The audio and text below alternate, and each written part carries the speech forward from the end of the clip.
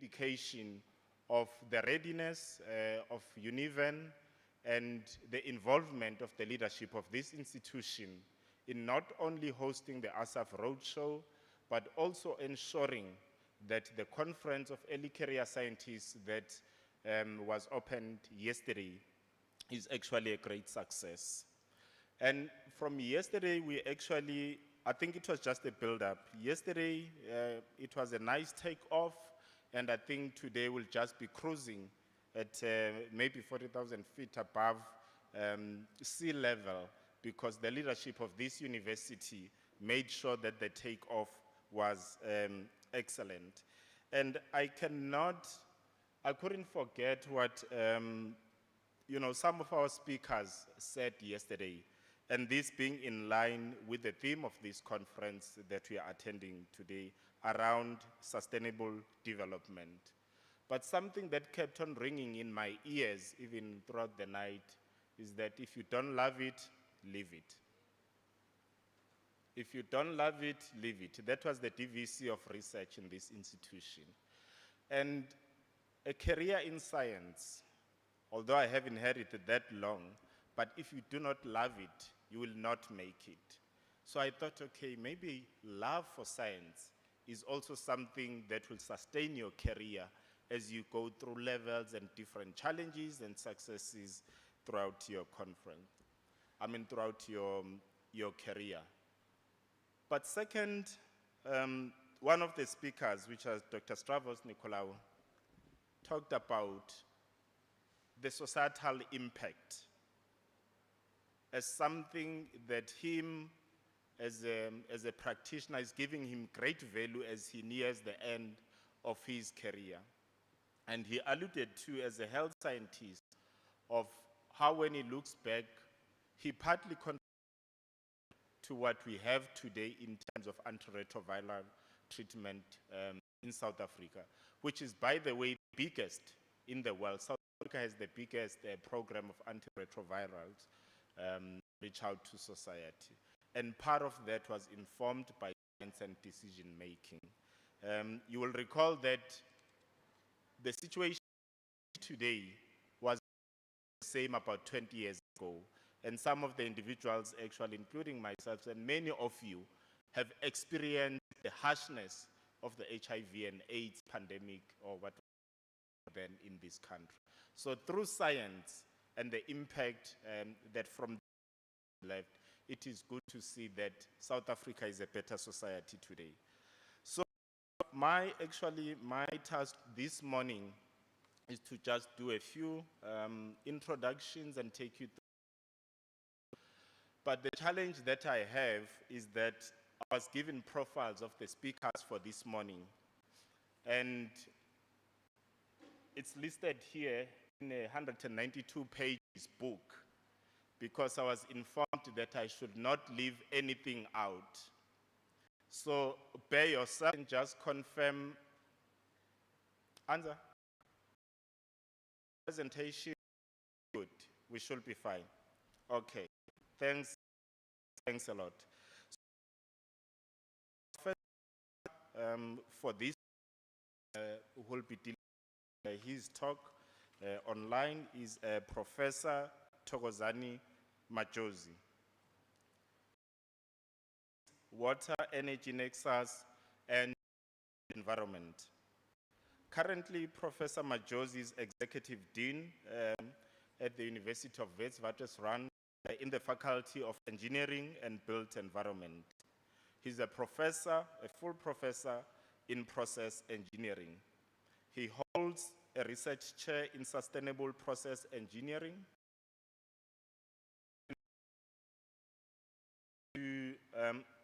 Orders and grants. He's an awardee of the Order of his contribution in science and innovation. And this pertains his technology around effluent treatment and technology. He is a B1 NRF rated scientist.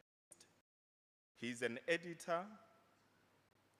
He's an editor-in-chief, and he serves in numerous editorial for journals locally as well as internationally.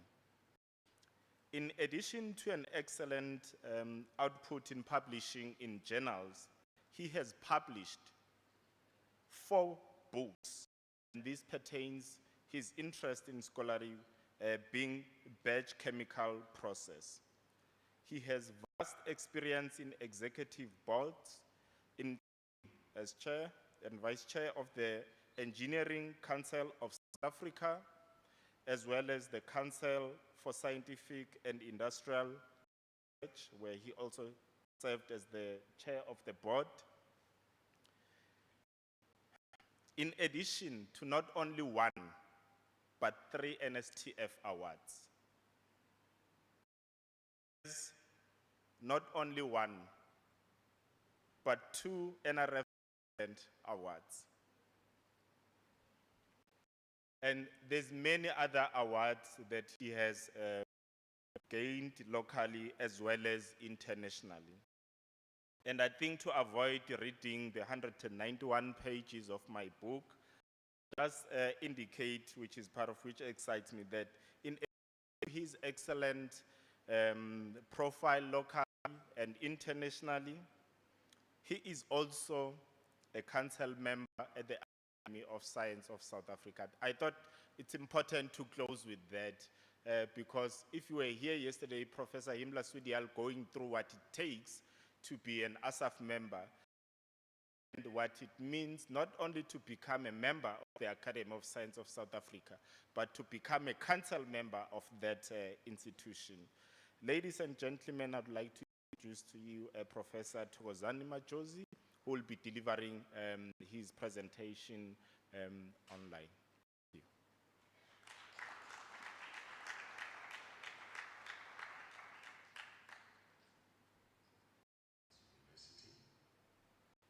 I would like to start off by thanking the organizers of this annual Young Scientist Conference by SciAS, the South African Young Academy of Sciences. In the main, I would like to thank Professor Deshri Marimutu and Professor Dustin van der Haar for all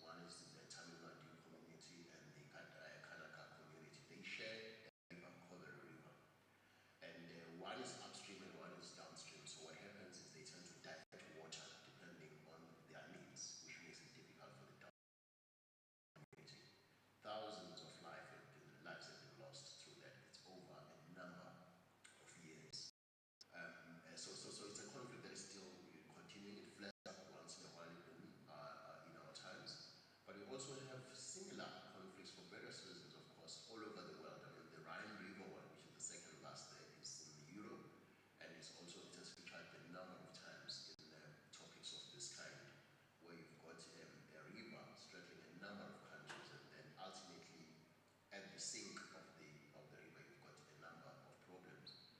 One of which being silt, silt that has to be cleaned frequently. The question is, who bears the cost? We also have a similar case, by the way, which I think should have featured very strongly there, the one in Africa involving Ethiopia and Egypt, and the GERD Dam, which is the Grand Ethiopian Renaissance Dam. Still very much under construction, but almost finished now. But that impacts heavily on the flow of Nile River. Most of life in terms of Nile River, and the construction of is that there will be less water in Egypt, and that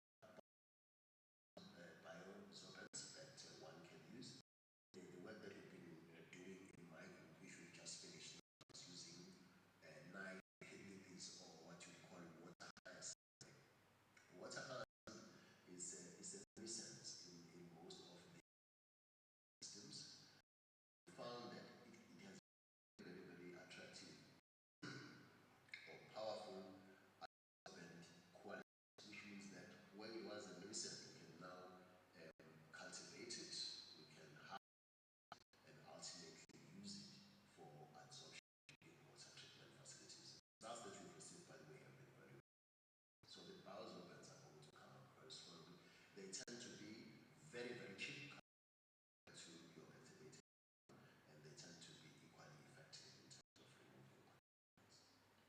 And the other way of looking at removing, sort of saving water, is looking at water reuse recycling in a systematic fashion.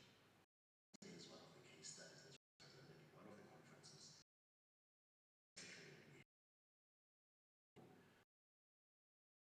They went there in the UK in a silicone plating facility. So on the left-hand side plant, the optimized plant.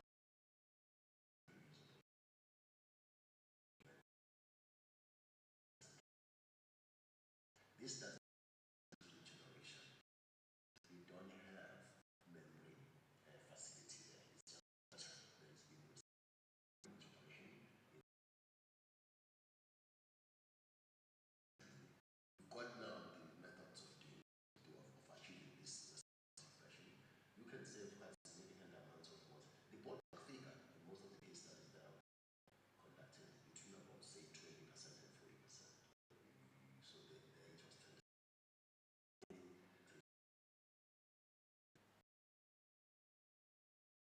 The heart of the title presentation really concerns energy that is used together as well as water.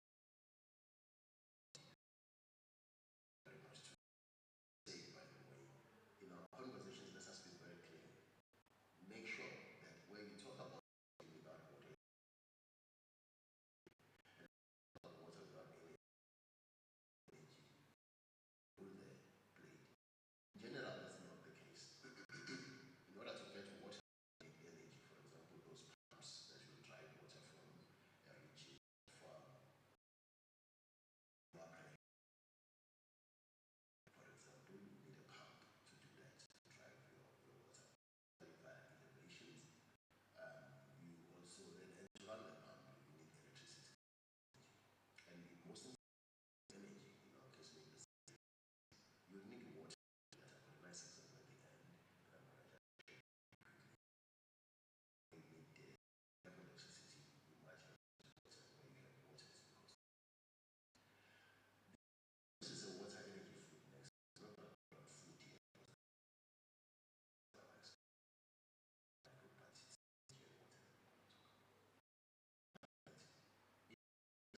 Cells, then also involve chemicals because it's when we produce those chemicals that we start using energy, water, water, food, energy, chemicals, next. If one looks at the energy, now that I've spoken about energy, briefly about the energy used by sector, so this is why and save amount of energy that we have.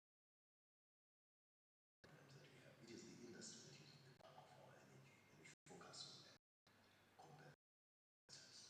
And it is that lends itself to for compared to the other sectors. The other sectors are very difficult to handle, but industry can be handled, and we have the water. So we find where there's fresh water that goes in on the left-hand side. When you say water, this is the water that is used in the facility. That water, because it gets contaminated, it by a membrane, partial treatment of that water, and we take it back into the processing plant that gives you effluent. That membrane over there, whether it's reverse osmosis, whether it's electrodialysis, whether it's a multi-flash system, as I explained, distillation, membrane distillation, which is also used in most industries. Any of them uses enough energy, so there has to be energy that goes in there in order for you to have that recycling. The more energy you put in there, you have more recycling opportunities. This is where the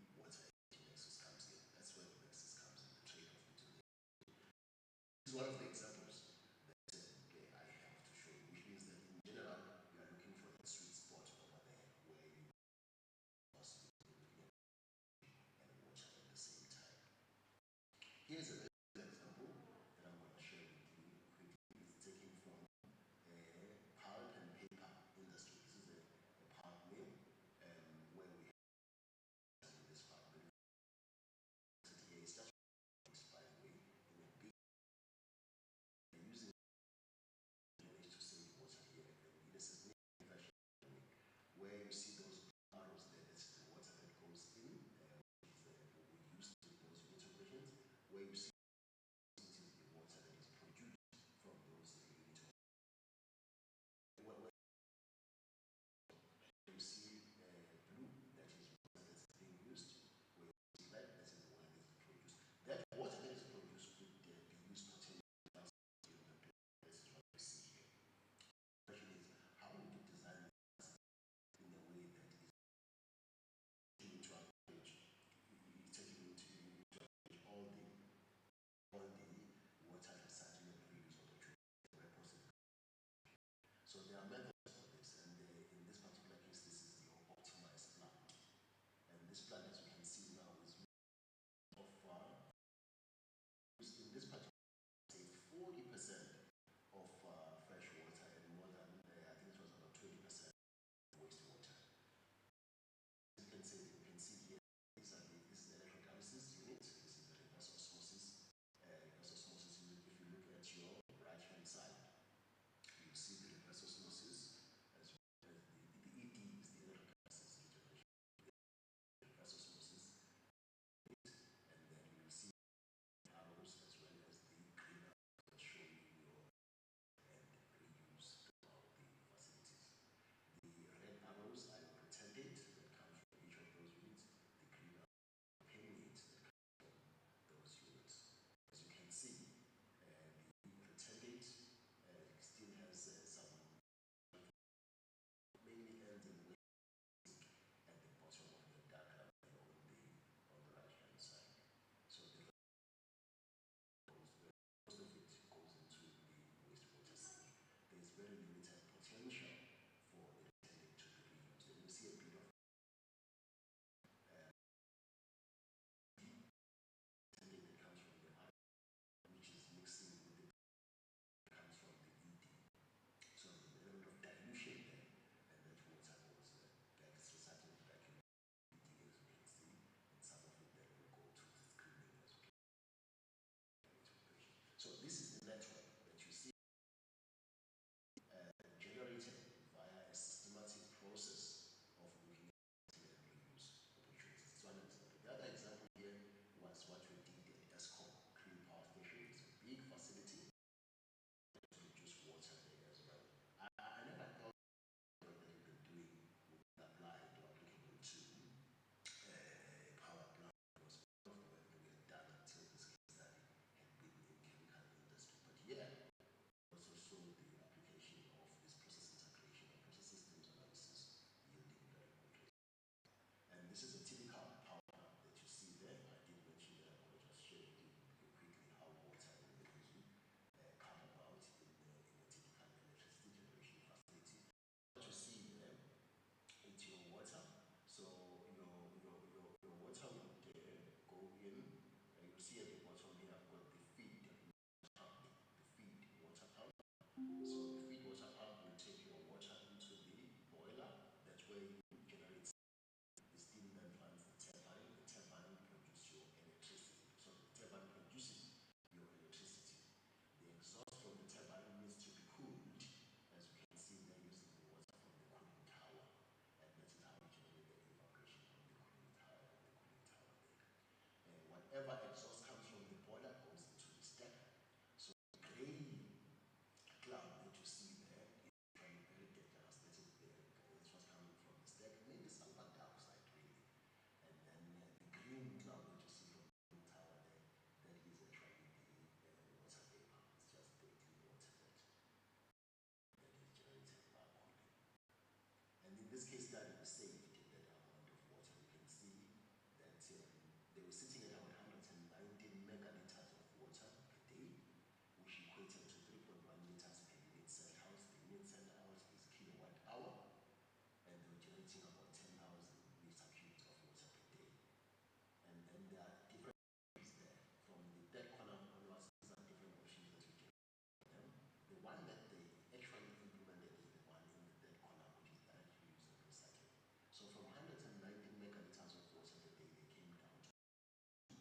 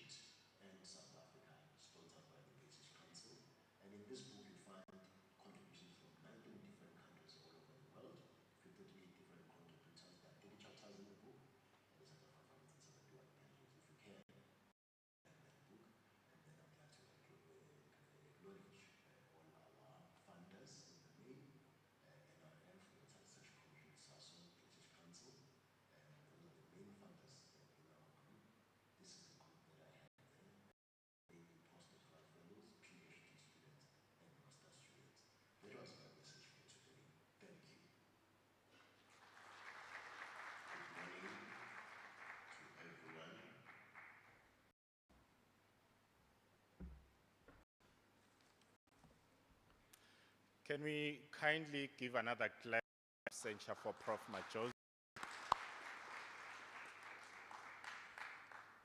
And it's funny that he greeted us, but I think that was just a restart. I am aware that Prof. Majosi would have really liked to join, but due to many competing demands on his time, he regrettably couldn't join us this morning. But I think the presentation that he gave really set this nicely linked to some of the presentations that we had yesterday, specifically around the science being in the service. Yesterday we'll recall that Prof. was very critical, and she actually said, if your science is not reaching society, you are useless scientists, unquote. That is what she said.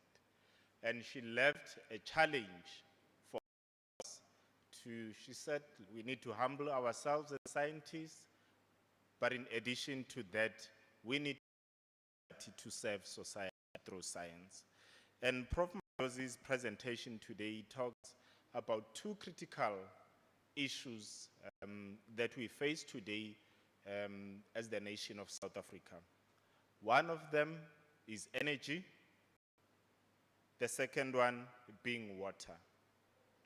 I think our reputation for our poor energy sustainability is now becoming well known, because when you're working with international counterparts, now and then we'll have to tell them that we either need to reconnect because of load shedding, and that reputation is really becoming now well known.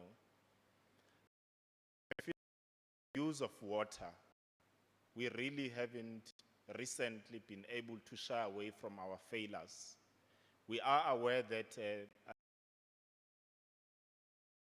have since passed on to cholera, which is an infectious disease that is driven through water.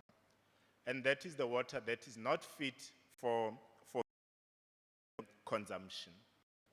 Now, Prof. Majosi took us through various studies which highlights how water of poor quality can be extended in terms of its life in order to make it fit for use by wider society. And through one of his recent examples at the power station, demonstrated and reduce the consumption of water by power stations, but also reduce the energy demand that is associated by such generation stations. But the issue of water and energy does not remain a science or just an engineering topic. The issue around the conflicts recently in the Nile region really alludes to what water is about. It is about power. It is about leadership. It is gains of nations. And no nation on a global scale, energy sustainability, and also with water that is not fit for consumption by society without good food security. Prof. Majosi talked about all of those aspects in his short presentation. Now we have an opportunity, because obviously he's not joining us in presence today, but I think for those who might have maybe questions related, I can say there are people in this room that as a good dictator, I can point your questions towards. These are people who will be able to handle your questions. And if you recall in my introduction, I said that Professor Majosi is an awardee of the Order of Mapungube for his role in science. In this room today, we do have the same order, a recipient also of the Order of Mapungube, his role in science, specifically water security. So, ladies and gentlemen, if you've got a what was said by Professor Majosi, I can direct you to another professor in this, Professor Masindi. He's slightly younger than Professor Majosi, but in terms of knowledge, he'll be able to address all of your questions. Because some of us might know Professor Bahangele, I'll request him just to stand that your students can come to you during the break, Professor Bahangele. Up for a second. Thank you. This shows the prestige of this. We've got attendance by recipients of the Order of Mapungubwe. Prof. Bahangele come through on Sunday. I quickly rushed to him to shake his hand. I know that recently he was president as well as minister. I was hoping that, you know, some of it might just rub on to me, and I hope got a bit. We're gonna move on now to the next speaker, and his role is just to give really what is expected as we now start to go deeper into the proceedings of this conference. Will be Chiamordi, and before I go into his excellent biography, which some of you I'm sure have accessed, we had a brief chat earlier on, and as a proud man that he is, he actually shared some personal details not know about him. So Professor Willie, or Willie as he is currently on sabbatical, so his institution has worked hard administratively, teaching as well as in research. Can you please now take some time off some of your responsibilities for a year and be away from those responsibilities? So he was east for a period of time, away from his family, where he spent sabbatical. Now, if you've been away from home for an extended period of time, you've got priorities when you come back. He is a husband, so I assume that domestic things to go back to. But to my disappointment, Professor Willie got home, greeted his family, and went to see his bike in the garage. He had feeling so much that, you know, whilst he could see his wife and his kids, his priority, just imagine a man who's been away from home rushes to his bike. You know, that just shows the passion that Willie has in addition to his career.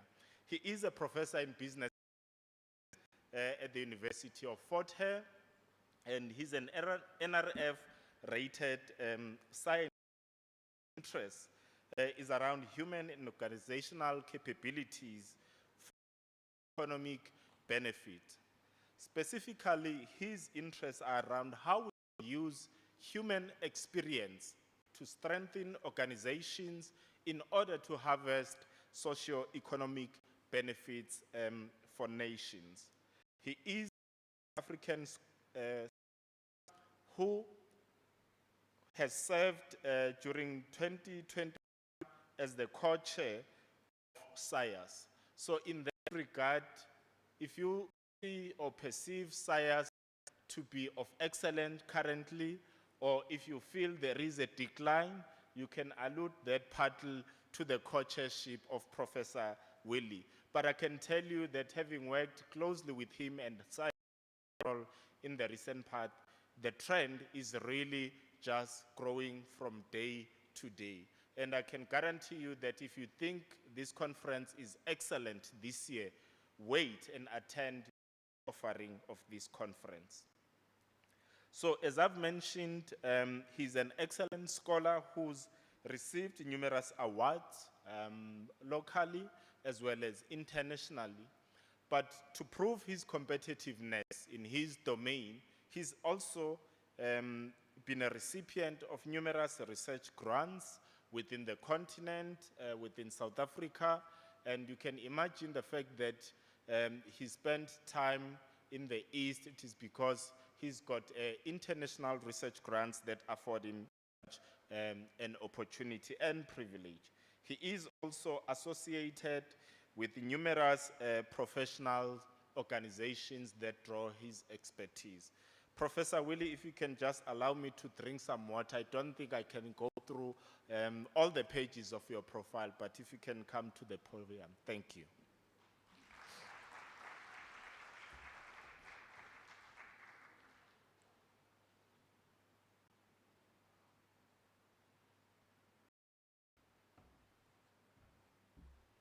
Good morning, everybody. I'm extremely excited this morning because a couple of years ago, I was probably where Dustin and Tashri are seated as co-chairs with, Professor Manjoro. And I just want to offer praise to the SAYAS ESCO, the co-chairs, for the great work that they've put in bringing us all of us here. We didn't have much going on because of COVID, so we relied a lot on the online interface.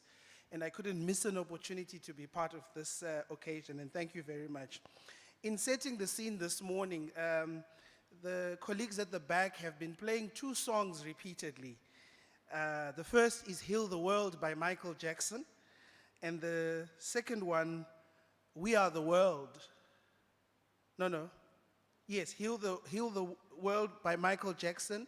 And the second one, you have to remind me, is it We Are the World? Yes, by the combination of all those artists, the international artists. And for me, that's what summarizes why we're here today as young scientists. We are here to heal the world through science. Now, I'm a social scientist, and I'm looking forward to terms and presentations that I hear. Curious to find out what nanoparticles are, or anti-TB bioactives, or the T2DM and issues of cancer progression. And that's all fascinating because I'm here to also learn. And the second thing that's fascinating about these songs also, We Are the World. It's this belief that all of us should have, that we hold the future of science, not only in this country, or not only on the continent, but all across the world.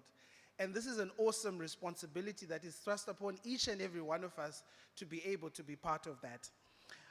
So in setting the scene, I would like to do something unconventional. First of all, I would like all of us to give a round of applause to all of the presenters who will be gracing the podiums and poster presenters for the brave work that they've shown to make themselves vulnerable in sharing their work.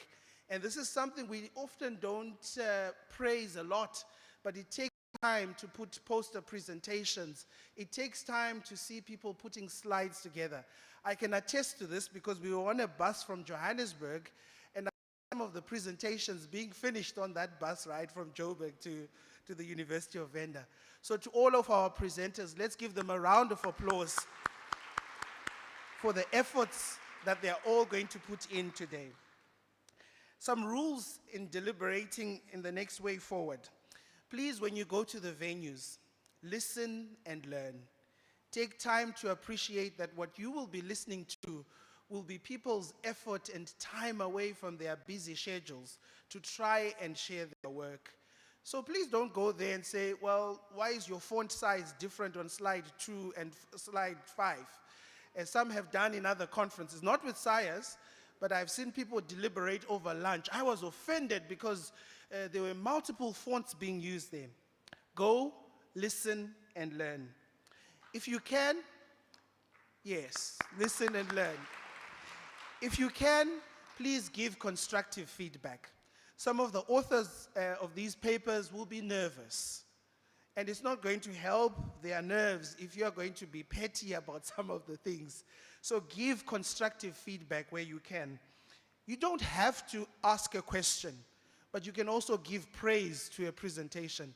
And the most classic praise the DVC taught us yesterday was the example she gave with the minister to say, Google who that minister is.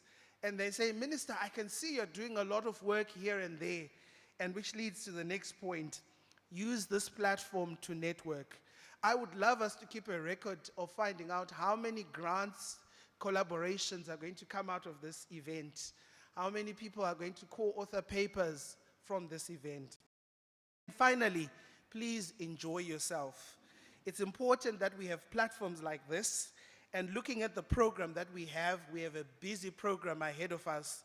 Take time to soak it all in. If you want to go and sit outside in the sun and just reflect a little bit, we social scientists love to reflect a little bit. I don't know about the basic scientists, but we like to take time and take it in. Please also do that. Apart from it all, please, please, please have fun. Have a great day. Thank you.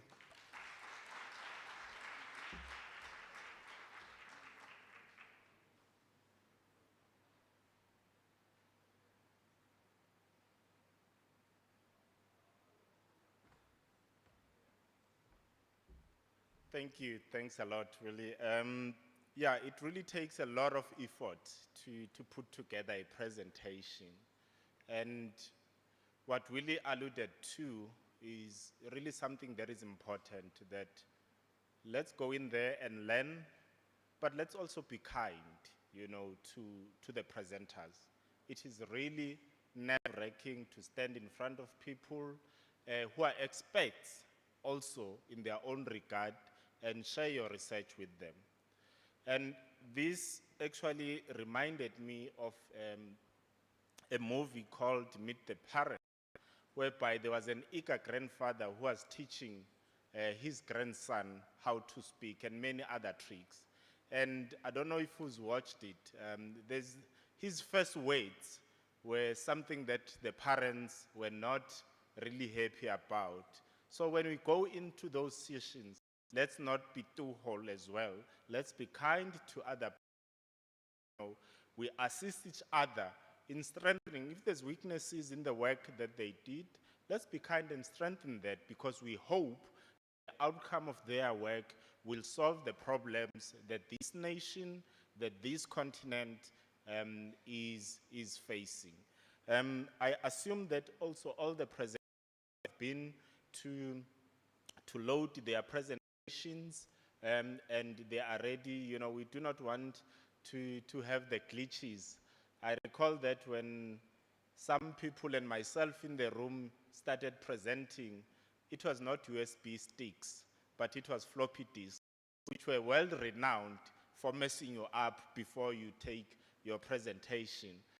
Also, they were a good excuse if you did not prepare for yourself, because you'll just say it needs to be reformatted and hopefully get away with it by being given more time to prepare for your presentations.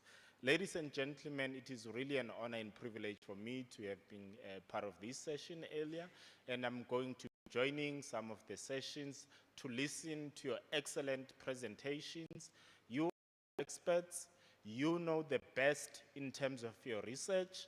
Your supervisors, who are experts as well, do not know as much as you do in your own research. Go there and donor them, as Minister used to say when the Springboks were going outside. Hans land them. Go knock yourself. Thank you. Let's go to our rooms. Thanks. Coaches, I don't know if there's last announcements that you'd like to make before we break off.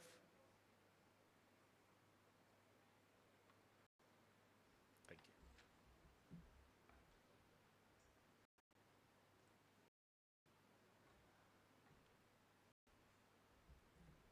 And let's give a hand for Dr. Tola. I'll be brief. What I that for the, it'll be in the Life Sciences building. So please make sure that if that's you, be going. And I also, as we go into the parallel sessions, have a look at where the sessions you're in. Make sure you go to the right venue. And there'll be some signage at some of the venues. If there's any issues with where to go or redirect, please bear with us as we go there. Just remember, it is exam time, and please try and don't make too much noise There may be some students writing, so please be respectful. Everyone was there.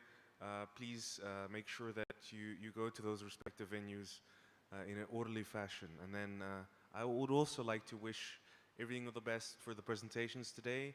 And don't forget about the conference dinner tonight. If you've got any issues with regards to the RSVP and all that, RSVP, and maybe if you see me come in, just come to me, and then we'll try and see if we can accommodate you, because everyone that RSVP'd is the numbers we used for all of that. And that concludes the morning session. Thank you so much. Everything the best.